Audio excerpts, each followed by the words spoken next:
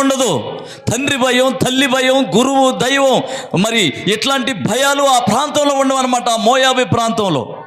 అందుకని అలాంటి ప్రాంతంలో పోయి ఏదో సాధించాలని ప్రయత్నాలు చేసేలకే దేవుడు తోడలేడు.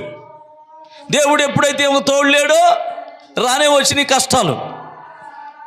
ఉండ భర్త పోయిను, ఉండ పిల్లలు పోయారు.